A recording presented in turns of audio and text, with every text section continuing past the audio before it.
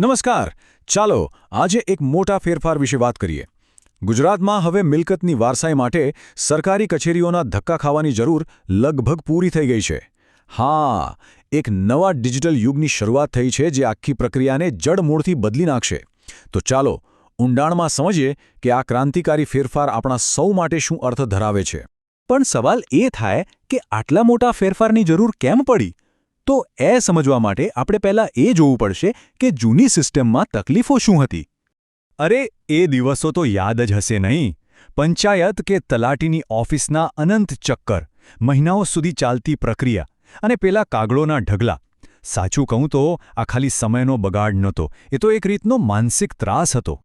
તો બસ આ બધી જ સમસ્યાઓના ઉકેલ તરીકે જાન્યુઆરી 2024માં ગુજરાત મહેસૂલ વિભાગે એક જબરદસ્ત પગલું ભર્યું.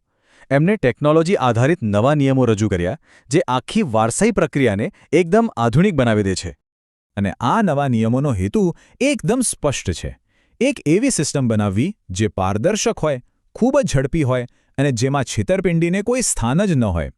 એટલે કે ઓછો ભ્રષ્ટાચાર અને કામકાજમાં વધુ ગતિ. આ સિસ્ટમનો સૌથી ક્રાંતિકારી ભાગ છે ફેસલેસ વેરિફિકેશન. જરા વિચારો, કોઈ અધિકારીને રૂબરૂ મળવા જવાની જરૂર જ નહીં. સિસ્ટમ સીધી જ મરણના દાખલાની રજિસ્ટ્રી સાથે જોડાયેલી છે, એટલે ખોટા દાવાઓ પર તો આપોઆપ જ રોક લાગી જ જશે. આ ખરેખર એક ગેમ ચેન્જર છે. તો આ ફેરફાર ખરેખર કેટલો મોટો છે? ચાલો ને જૂની અને નવી પદ્ધતિને સામસામે મૂકીને જ સરખામણી કરી લઈએ, એટલે તરત જ ખ્યાલ આવી જશે. આ સરખામણી બરાબર એ જ બતાવે છે કે કાર્યક્ષમતામાં કેટલો મોટો બદલાવ આવ્યો છે. એક તરફ હતી લાંબી, થકવી દેનારી મેરેથોન અને બીજી તરફ છે એકદમ ઝડપી ડિજિટલ સ્પ્રિન્ટ. જુઓ, આ આંકડા જાતે જ બધું કહી દે છે. ક્યાં પેલા રૂબરૂ ધક્કા ખાવાના અને ક્યાં હવે બધું જ 100% ઓનલાઈન. સમયની વાત કરીએ તો 90 દિવસની લાંબી રાહ હવે ભૂલી જાઓ. હવે તો ફક્ત 30થી 45 દિવસમાં કામ પૂરું.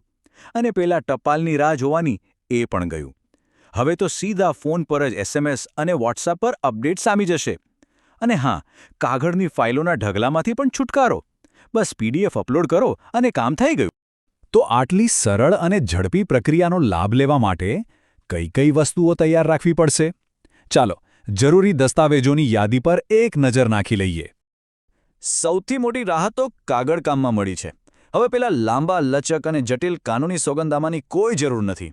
એના બદલે બસ એક સાદું સ્વઘોષણાપત્ર આપવાનું. વિચારો, આનાથી પ્રક્રિયા કેટલી બધી સરળ થઈ ગઈ. ઓનલાઈન અરજી માટે આટલી વસ્તુઓ હાથવગી રાખવાની રહેશે. મૃતકનું મરણનો દાખલો, બધા જ વારસદારોના આધાર કાર્ડ, રેશન કાર્ડની એક નકલ અને જમીનનો લેટેસ્ટ 7/12 કે 8A ઉતારો. આ બધું જ NEROR કે IORA પોર્ટલ પર એકદમ સરળતાથી અપલોડ કરી શકાશે. એક વાત સમજવા જેવી છે. આ નિયમો માત્ર ઝડપ વધારવા માટે નથી, એ નાગરિકોને એક શક્તિશાળી સુરક્ષા કવચ પણ પૂરું પાડે છે. પણ એક સવાલ મનમાં ચોક્કસ આવે કે ધારો કે કોઈ અધિકારી જાણી જોઈને કામમાં મોડું કરે તો શું? શું આ નવી સિસ્ટમમાં એનો પણ કોઈ ઉપાય છે? જી હા, એનો જવાબ છે ડીમ્ડ અપ્રુવલનો શક્તિશાળી નિયમ.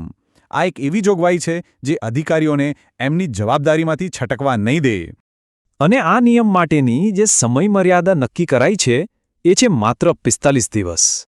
આ નિયમ ખરેખર ક્રાંતિકારી છે. સાંભળજો, જો અરજીમાં કોઈ વાંધો વચકો ન હોય અને અધિકારી 45 દિવસની અંદર કોઈ જ નિર્ણય ન લે તો અરજી આપોઆપ મંજૂર ગણાઈ જશે. એટલે કે હવે બિનજરૂરી વિલંબનો તો અંત જ સમજો. એટલું જ નહીં, આ સિસ્ટમ વારસદારોના હકોનું પણ પૂરેપૂરું રક્ષણ કરે છે. ખાસ કરીને દીકરીઓ માટે સિસ્ટમ પોતે જ આધાર અને રેશન કાર્ડના ડેટા પરથી ચેક કરશે કે એમનું નામ રહી તો નથી ગયું ને.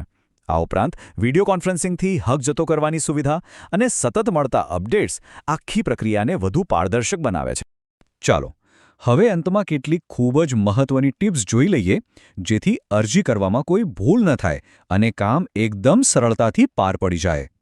આ 4 મુદ્દા ખાસ ધ્યાનમાં રાખવા જેવા છે. પહેલું, બધા જ વારસદારોના નામ આધાર કાર્ડ પ્રમાણે જ હોવા જોઈએ. એક અક્ષરની પણ ભૂલ નહીં. બીજું, અરજી કરતા પહેલા જમીનના રેકોર્ડમાં કોઈ ભૂલ હોય તો એને સુધરાવી લેવી. ત્રીજું, છેતરપિંડીથી બચવા માટે માત્ર ને માત્ર સત્તાવાર વેબસાઇટનો જ ઉપયોગ કરવો. અને ચોથું, હવે વાંધા અરજીની સુનાવણી પણ ઓનલાઈન E-કોડ દ્વારા થશે. આખરે આ મોટો ફેરફાર આપણને એક મોટા સવાલ પર લાવીને મૂકે છે. શું વારસાઈ જેવી જટિલ પ્રક્રિયાનું આટલું સફળ ડિજિટલીકરણ બીજી બધી સરકારી સેવાઓ માટે પણ એક મોડલ બની શકે છે? આ માત્ર એક સુધારો નથી, પણ ભવિષ્યના ડિજિટલ શાસન તરફનું એક ખૂબ મોટું અને મક્કમ પગલું છે. આ વિશે શું લાગે છે?